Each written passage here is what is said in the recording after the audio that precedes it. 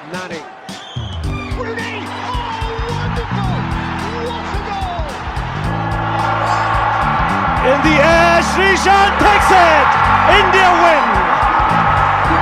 Unbelievable scenes here at the Bull Ring.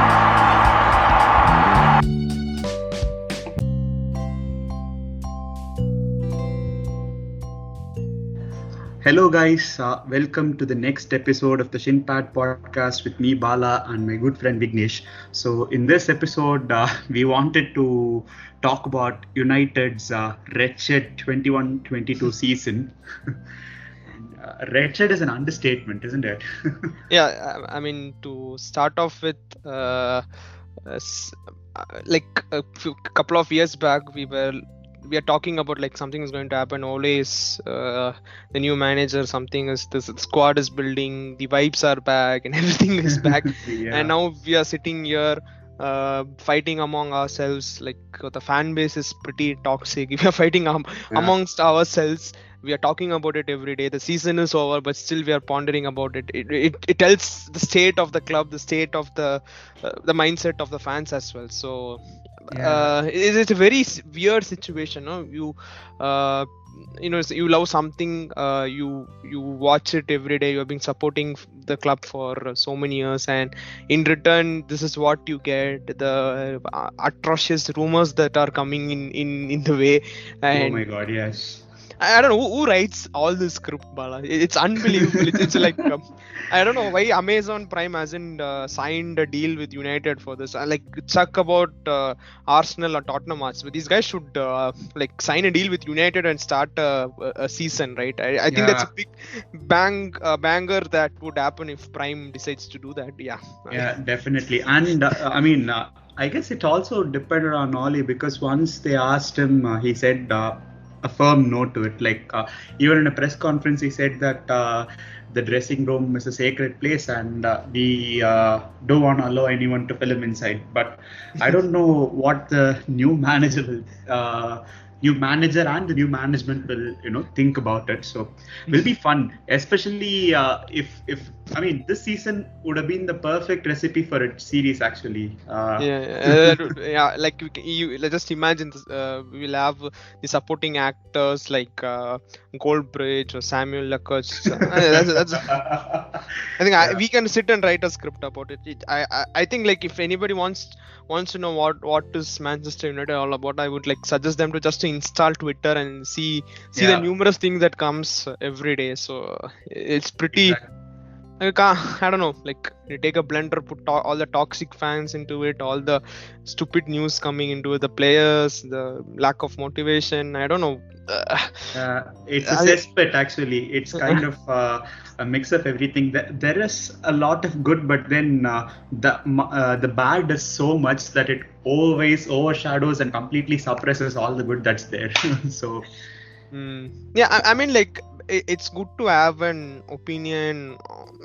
I mean everybody's entitled to have one. Yeah. But the way these agendas are being shaped up, being like thrown away, like on a particular player being labeled to so and so, we had numerous things happening in the last 2 years. Like just I don't know where to start off with. Then there was a issue with Rashford. I mean like the racist issue. Then we all came together.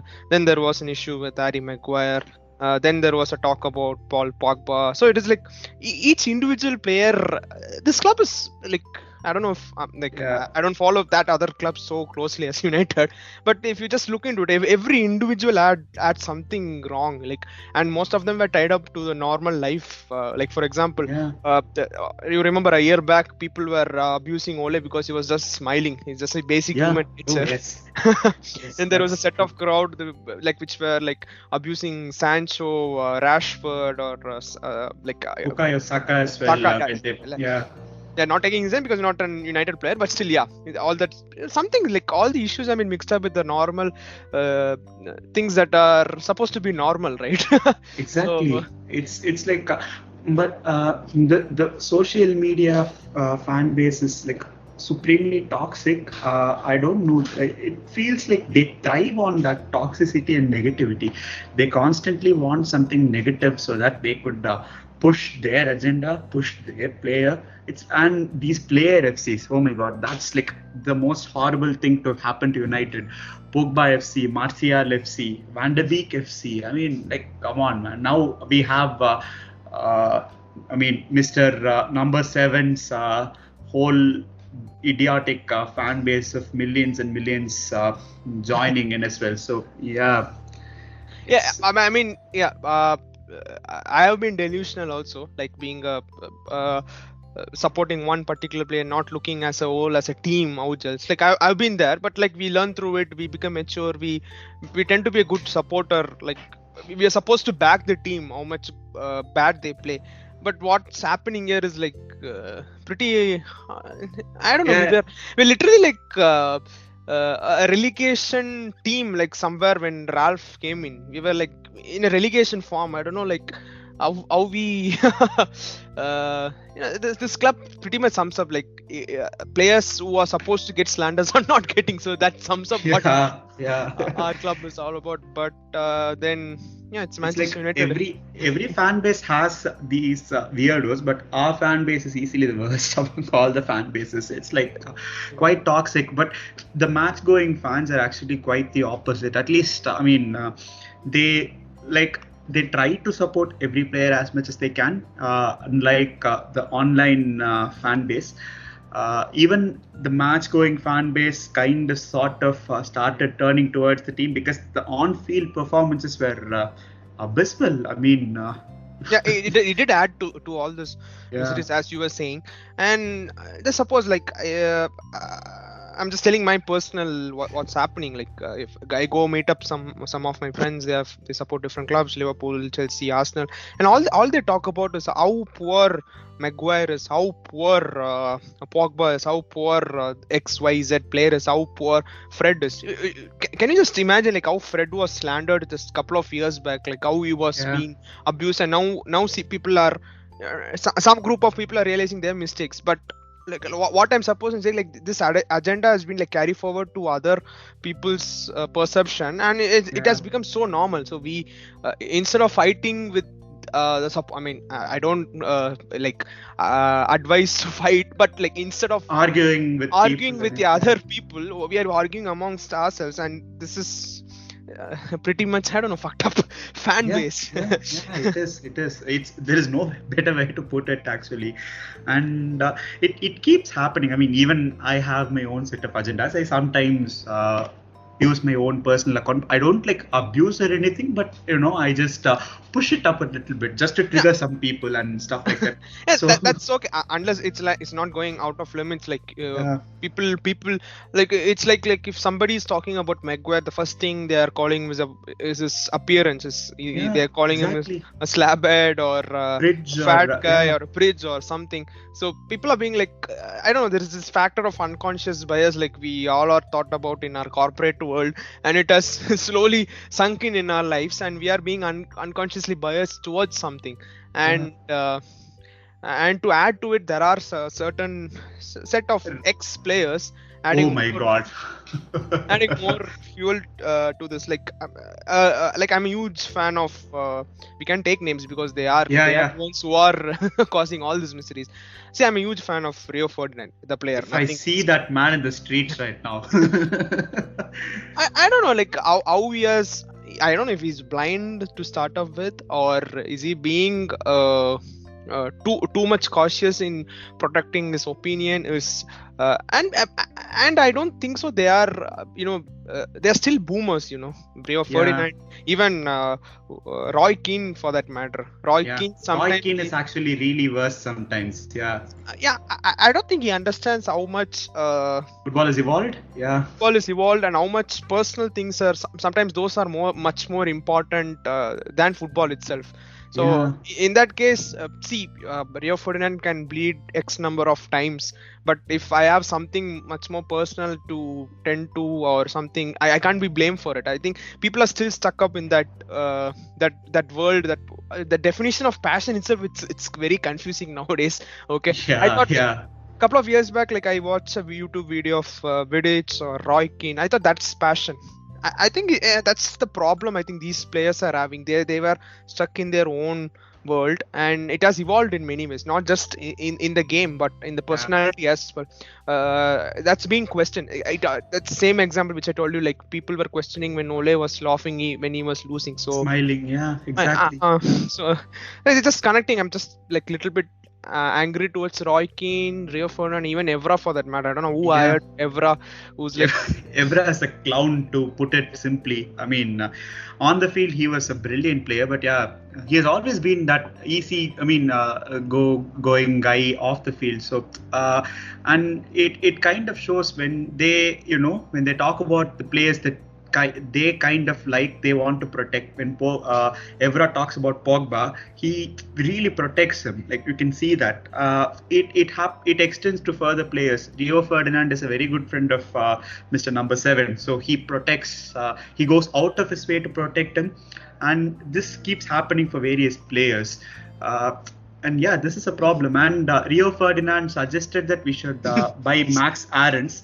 And then I was like, why is he suggesting a player who would not exactly improve our defense by any stretch of imagination? And then I go on Twitter and see that the agency that represents Max Aarons is, I guess, is controlled. Is controlled by Rio Ferdinand or something like that. I'm like, I think it's associated with that agency. I don't know. That's what. If you ask me what is passion in football, I'll be numb, because I thought like a couple of years back this was this, and seeing all these players rambling nonsense, it's a. I don't know. I think these ex-players have their share amount of all what's happening. I mean, it's like they say that Maguire doesn't shout, but then he keeps talking and talking and talking, and he organizes everyone. So to be a leader, that's more than enough.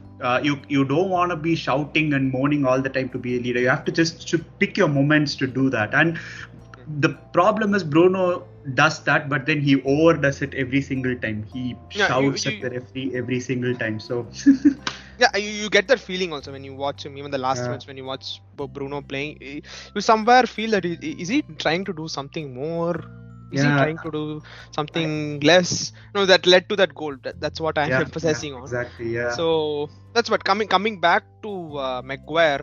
See, I have my personal anger on Ole, like on choosing Maguire as the captain. I think somewhere like most of the fans do, like when you're choosing captain, someone who's coming into the club for the first time, to choose him.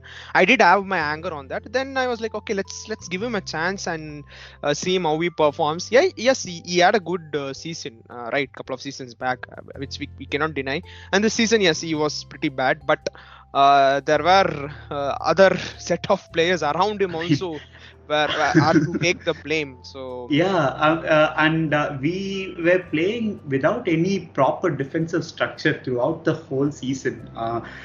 We started off with a kind of this free energy kind of team where we the Leeds game and even the Southampton game, we tried a lot in that game, though we scored only one goal, I guess, in that game. We tried a lot, but then it kind of started off like that, and then we went into a shell.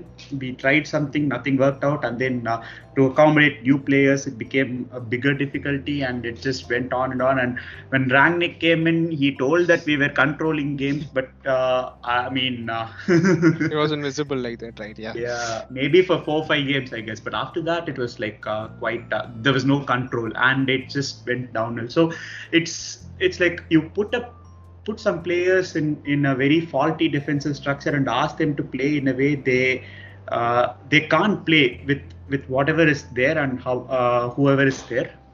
Every player's flaws is going to get magnified. That's what happened this season. So it's a sad thing, but I mean, Maguire has been poor individually as well. I mean, but then who has been good this season?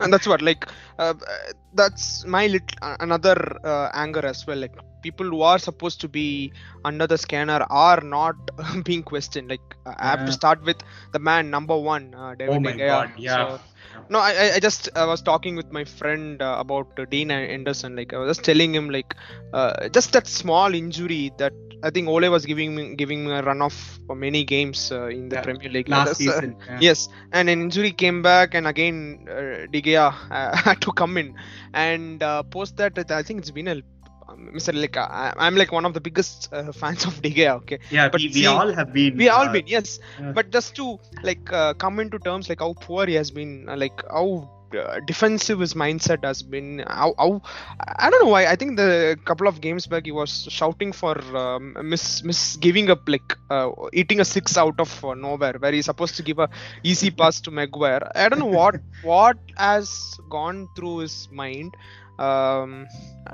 No, and just to tell you, like we ourselves are we know that how bad is De Gea is, but why the management is not stepping up? Yeah. Is there something? I think we remember. I remember talking about this. Like, is it because De Gea has something to do with his contract clause or something? And we don't know what's happening behind the doors. But the number of games he's been getting, or the finals that he's been costing us, exactly. Europa finals, or even the FA Cup. I thought we were having a good chance against Chelsea. I think we like, oh my God, yeah, he completely messed it up. Messed The it up, 2019-20, and then further back, 2018-19 season, it was main. I mean, we did lose 4-0 to Everton and all that, but because of De Gea, we pretty much lost the top 4 place and finished in the 6th place. And then in the same season, the Champions League game against Barcelona. I'm not saying that we would have had a chance, but we would have had a chance to win the game probably. But we would have had at least a better probability of achieving something out of that game, if not for De Gea. I mean, McTominay was also not that good in that game, but De Gea again. So we can go back. I mean, ever since he had that horrific game against Portugal in 2018, I don't know. I think the Ronaldo hat-trick, right?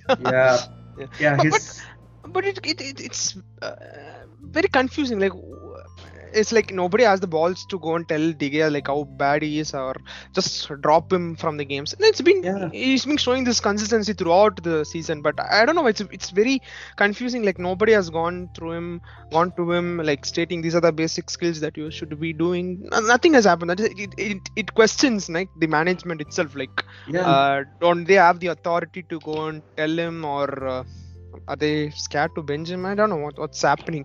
It's been very weird because his refusal to evolve into a modern keeper. I mean, some players don't inherently have it. I don't know whether he doesn't have it or not, but he wasn't this lousy at passing the ball even previously. I mean, he used to have a couple of moments. Even last season, towards the end of it against Fulham, he made that amazing pass to Cavani that led to one of the goals of that season. So it's like he can do it, but then I don't know. It's like sometimes like I'm not sure if he doesn't have the confidence on the defenders that he should be having. I think that's one of the things I think that's been playing around in his mind. Like, he's not sure whether he has to stay back because his defense is not good, or because I don't know. It's a confusing, pathetic state. I think if Ten Hag it's a very weird scenario. I mean, the problem is, for a modern keeper, he has to be good at distribution. He has to sweep the ball when necessary.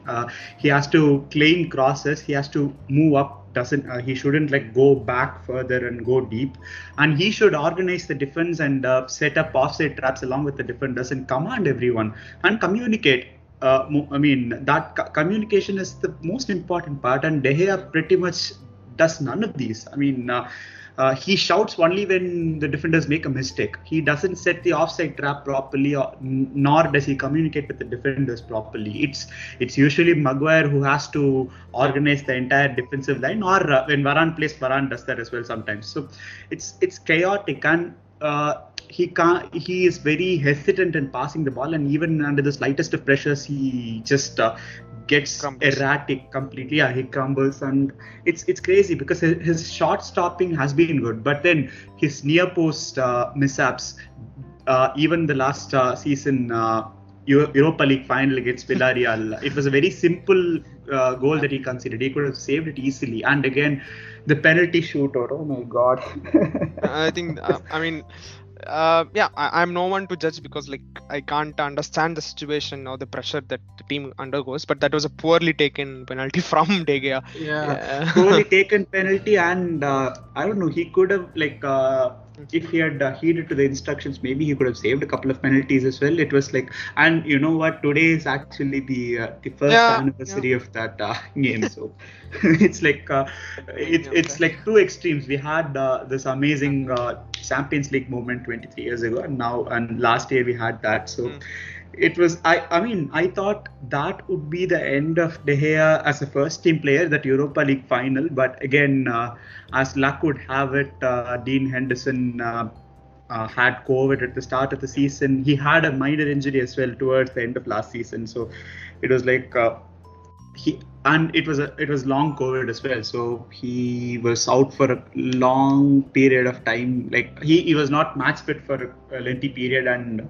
De Gea he was stopping shots very well at that time. So I mean, even when we take the overall metrics for Premier League, he has actually saved more goals than the XG that the defense has let in. So that's okay. But then only his shot stopping has been good. Even then, his 1v1 defending has been, like, goalkeeping has been pretty bad this season. Close range 1v1 goalkeeping has been pretty bad, and he has been very poor near post. So it's like you see Alisson, and to an extent Ederson as well. Alisson is heads and shoulders above everyone else, but you see Ederson, and you see even Jose Sa. Jose Sa is not going to be Alisson or anyone, but he's still very good. I mean, there are good season. Jose Sa or even Sanchez from Brighton. I think I was pretty much impressed with Sanchez against the game against us.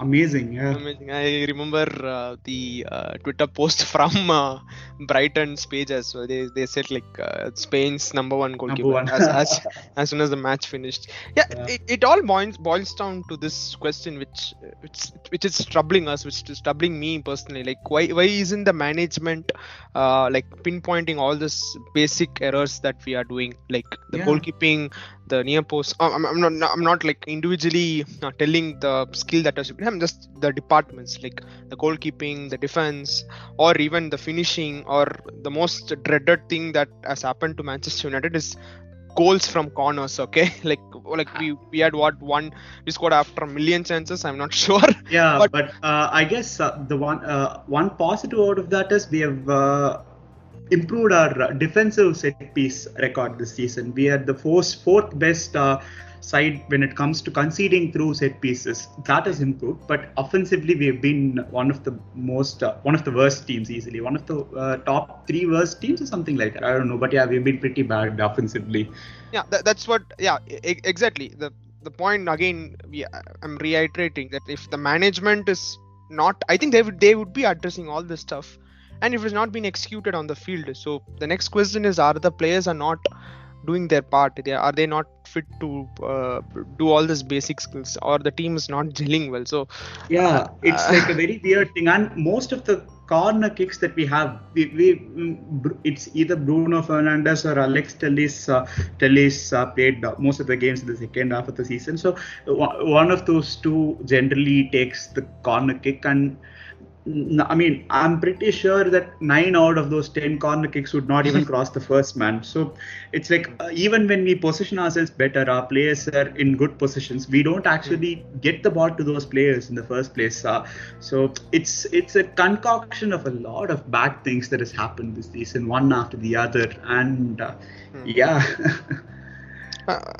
I mean, talking about the team management, so we went from being the best club or knowing to not sack any managers because Alex Ferguson was there for a long time, then having I don't know what 6-7 managers, I'm not sure, like 5, 6 and 7 managers in total if we also include the interim managers. So who do you think like was the best among all the 6-7 managers that we had?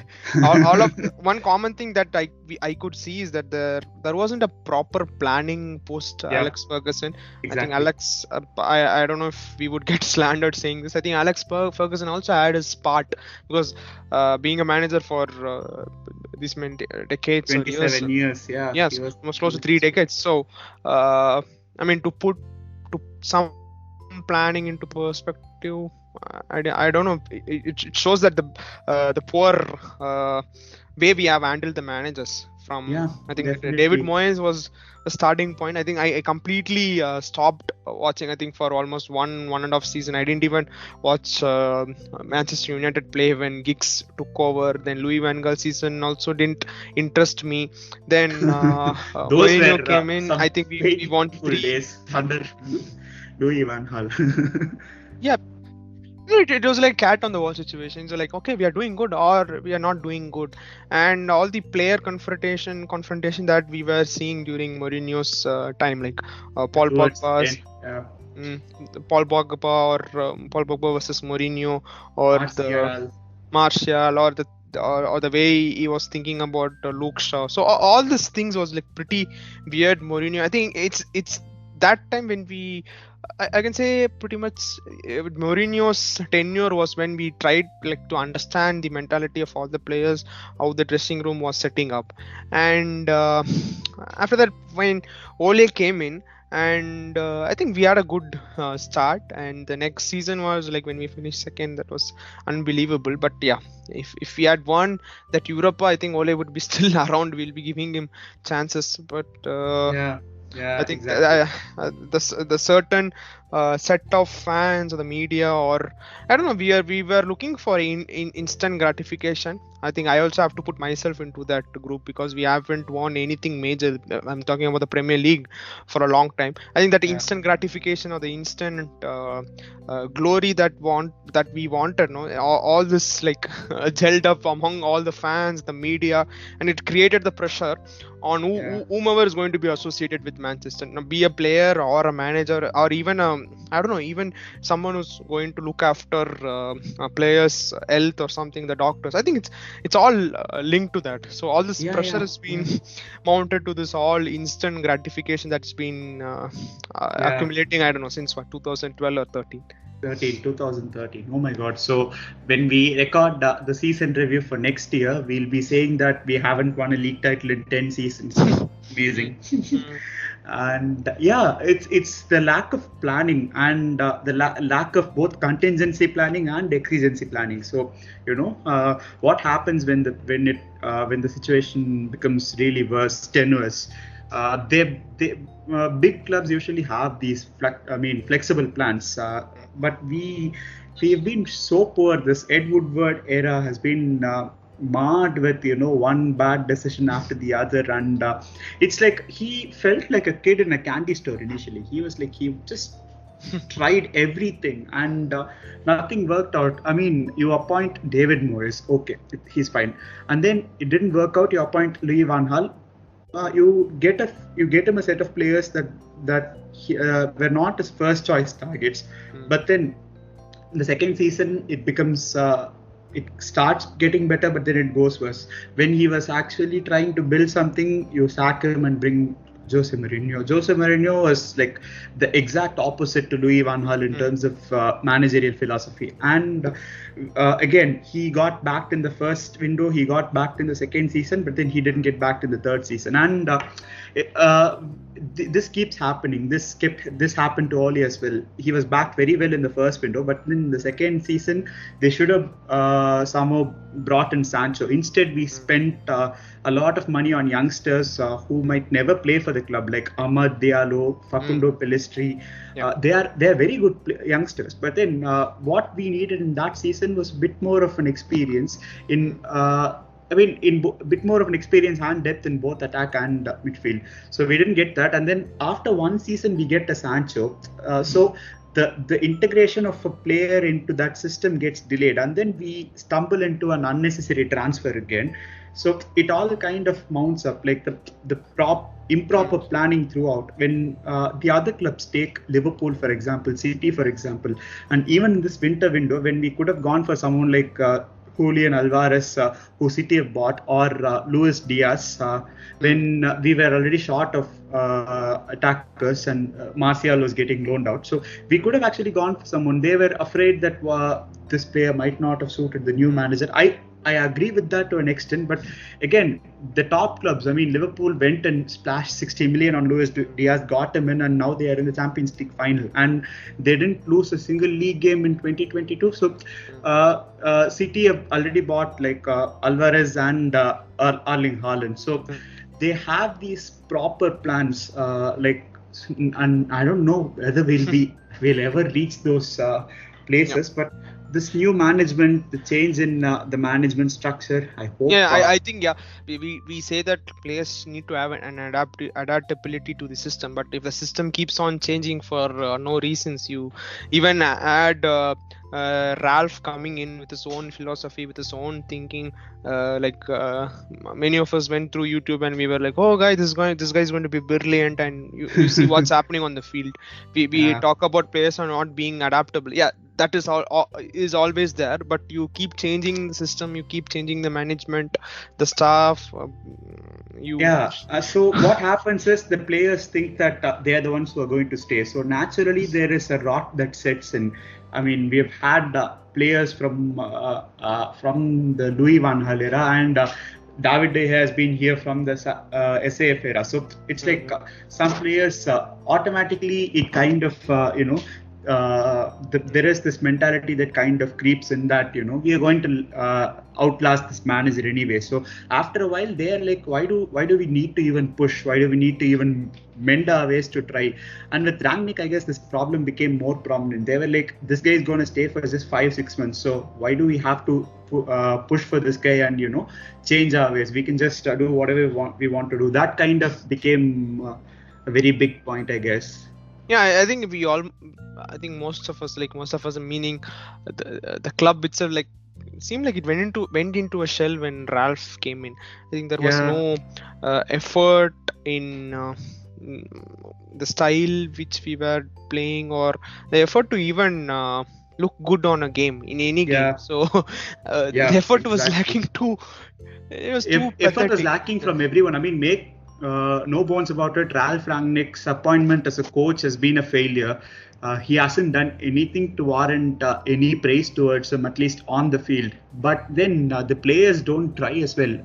While Rangnick's methods have been obsolete and very set in stone, he hasn't been able to mend himself to the squad that he had. But then the squad hasn't been able to work hard for him either. So it's like a very there was a very mutual distancing or dislike towards both camps, I guess, and these constant leaks, one after the other.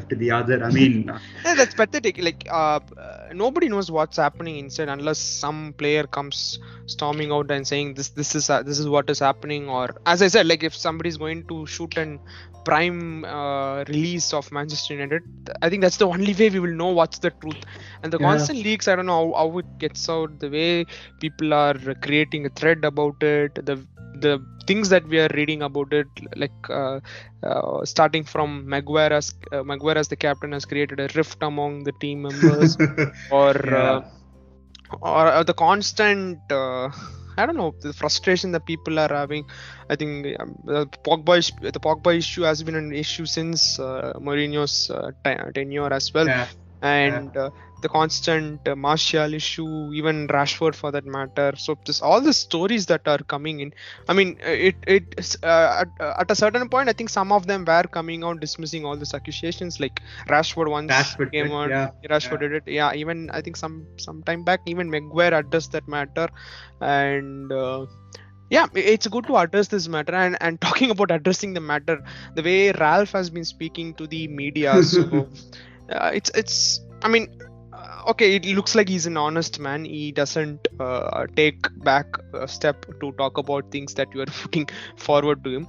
But the way I know, people are different. People have their own perspective. I think there was something missing in, like, a boundary or the line which exactly Ten Hag's talking about. I think, I hope it doesn't become a meme, or next year we don't talk about how he's being too defensive in his press conference, because naturally that's what it's being happening in our club.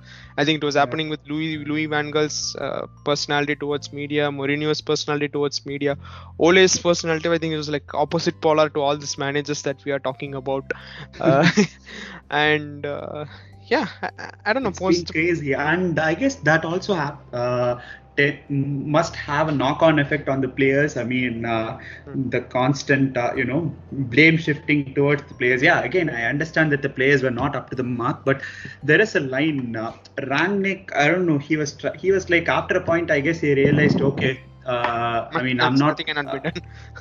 Yeah, I'm not gonna stay for a long time anyway. So fuck it. Let's just go ballistic and start throwing everyone under. So, I mean, it was also, I guess, through the press conferences, he was sending a message to the new manager, maybe saying that the squad is not professional enough, the players don't work hard enough. I mean, his last I interview agree to that. Yeah, I think I kind of agree to what. I mean, side with Ralph with what he has done through his press conference, like kind of expose the team. Can I say expose the dressing room atmosphere in a way, yeah, which could help Ten Hag a bit to prepare pre-season, talk with the players, get his notes. I think that's one small positive. But as I said, we have no idea what's going inside. Exactly. Except the players or Ten Hag, nobody. Samuel Lacazette doesn't know about it. Walbridge doesn't know about it, or our favorite even Andy Mitten doesn't know about it. So all this news and leaks or what's happening, the reports we are reading in social media, or the the faithful United pages that we are having on Twitter. That's the big problem, right? Like you get a blue tick and you say something and people start to talk about it, circulate things in that's very weird fashion. I mean, it's like Samuel Lacazette, I don't know, he thrives on hatred or something. I don't know. It feels like he intentionally wants to spread something or stay in the limelight by spreading something viral or breaking, like this, like the Hindi or English media channels from India, like the news channels like Republic or Times Now, who it feels like that. Like, and we have the own internet brigade, like YouTube guys like Mark Goldbridge and Stephen Housen. Again, these guys are like Housen was good once upon a time, but then he has been talking nonsense these days. And his recent interview with the guys on Overlap, I guess Jamie Carragher and the other guys, I mean, oh my God, Housen was spouting so much bullshit in that interview, and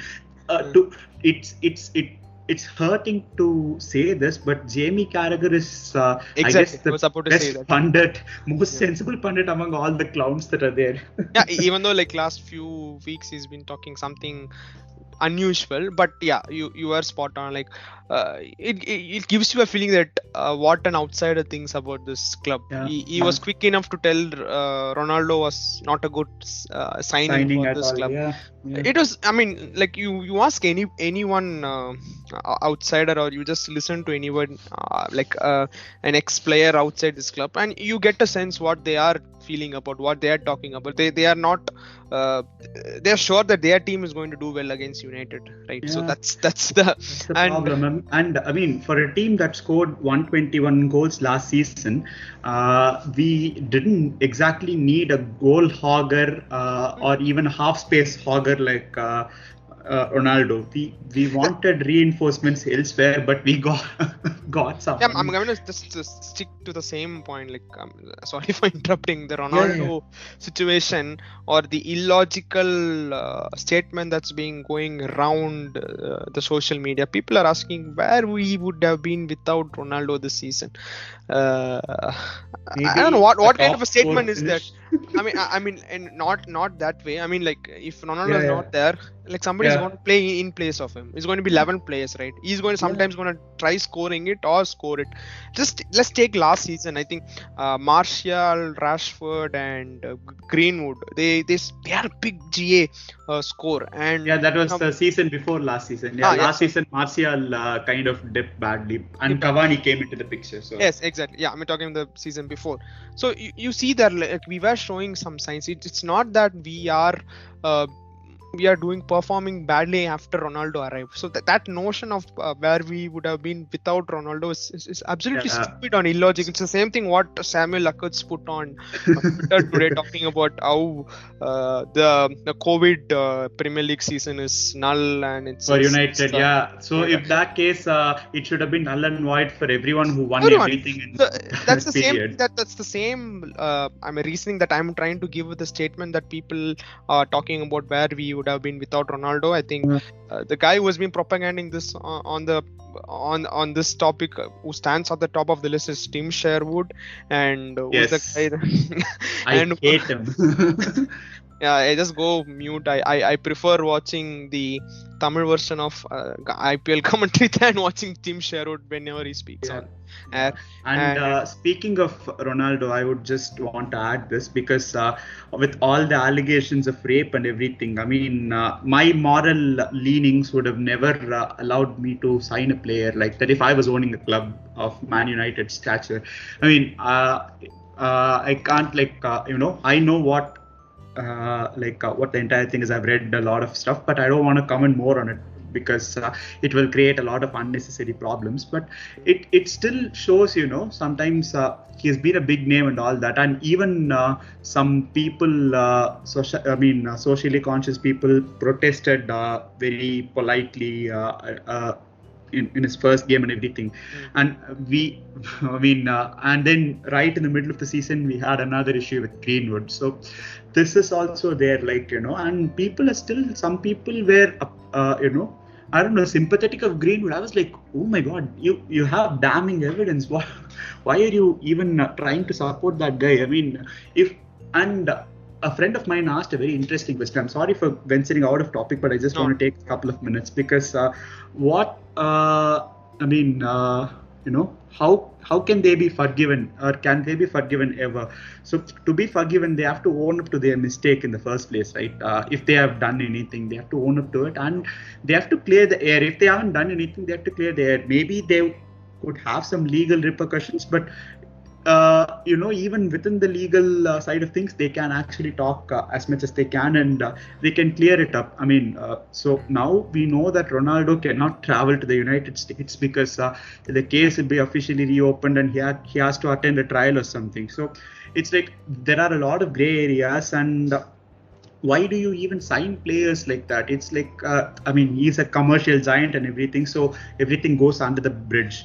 But then the club has to be, sometimes conscious. when you conscious, when you have a women's team, when you're trying to promote the women's game and everything, you have to be even more conscious of all these things. It's a bit of a sad thing, but apart from that, it's been a problem on field as well, and we'll discuss that slowly. So coming back to Tim Sherwood, you continue with him.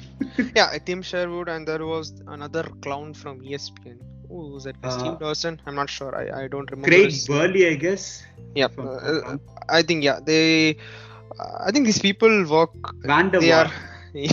I remember their faces, not their names. I think it's pretty good for me. I don't want to go to YouTube and search their names. Yeah, but right? People, these reporters know that we are a clickbait thingy on internet. They can write anything. Even I can write anything. You can write anything, and we're going to be like talk of the town forever. And I have come to a point personally feeling like I shouldn't give a damn or an energy about this club if they are not willing to give a damn on the pitch or on being run as a good club. So I'm spending my nights, sleepless nights, waking up exactly, or staying awake around investment. Lot of yes, it's not like that I'm not, my money is not involved with the club, excuse me. It is I do buy an official authentic jerseys. Like I do subscribe to the channels that are running the Premier League. So I can question, but if they don't give a damn about how the club is being run or how they are gonna play on the field, I think like I've come to the state like why should I give a fuck about all this Yeah. unless they show something on the pitch. So It is it's true. a I mean, I mean, ever since I started watching football, like after like my seventh standard or something, I hadn't missed a single game for what almost 15 years. Even when I couldn't watch the game, like I would just somehow watch Watch the at full least a game, part yeah. of it, or go back and watch the repeat telecast sometimes. But this is the first season. I guess I missed like 8-9 games in a row, and I didn't give a damn about any of those games. I was like very peaceful because. It went to a point where it was as you said, why should I give a damn about this club? I mean, they don't care. So I mean, we that's I think it's something that we have adopted it into our lives. So even though we talk bad about it, tomorrow we are still gonna be talking about it. It's like a toxic relationship that we are having with Manchester United right now. You scold me, you abuse me, and you stay away for some time. I'm going to be still coming back to you. So it's a toxic relationship that's happening with us and Manchester United, and we are going to be seeing a lot of things on Manchester United. We're still talking about Manchester United, right? We don't have any games to play. We're supposed to be talking about the Champions League final, or we're supposed to be even talking about the Conference League that happened last night. But here we are sitting here talking about United because people like Samuel Lackertz or Goldbridge or Ferdinand have something to say, have some story, have some opinions to project it to the fans, and the fans take it in their own ways, in their own perspective, and we fight among ourselves. And I don't know, why should this happen for a sport? It's just a sport. Aren't we supposed to be enjoying this rather than? I mean, right? There are some tactical aspect to it, correct? But you're supposed to be end of the day enjoying it. Exactly. That's what the great man Alex Ferguson said as well. Just go out and enjoy. Go and enjoy. Like I agree that the glory has to come someday. But you see, Liverpool, they won once in 30 years. Yes, there would have been a similar kind of situation on Liverpool's side. I'm not sure about it. But to stay patience will be an understatement for this club. I think that's what we should be doing right now. Yeah. And I guess the social media era is the problem. Previously, when Liverpool were in the trenches, social media was not this popular. Yeah, I mean, exactly. Now that as you said, everyone is craving for instant gratification, instant success, and that's not going to happen. It's going to take a lot of time. So it's high time that we give the people who are responsible that much time to build everything up back, because it is paramount. Patience is paramount. I mean, we don't have patience. We are running on thin ice because we've been pathetic for so long. Hopefully, something changes, because to enjoy football, I was actually enjoying the football that we were playing from 2019 to 2021. Those 2 seasons, it had its flaws and everything, but at least it kind of felt like we were. It felt like we were watching a United team. So that feeling kind of came back in those 2 years, but this season everything has just gone for a toss. And I hope we do get the recruitment right, and weed out a lot of players, because we have Pogba's leaving, Lingard's leaving, Matic is confirmed that he's going to leave, Eric Bailly is going to leave, Phil Jones is going to leave, Mata most probably, Cavani is leaving, and hopefully maybe one of those fullbacks will leave, I guess. Phil Jones is leaving. So we have a whole bunch of players, around 10 players. Lee Grant is retired. So just imagine a year back we were sitting here talking about how good the United bench strength is, and here we are talking about how we are going to have no bench strength at all. So it's like the Thanos snap. 1 second everything is there, next second half of the world is gone. So it's gone.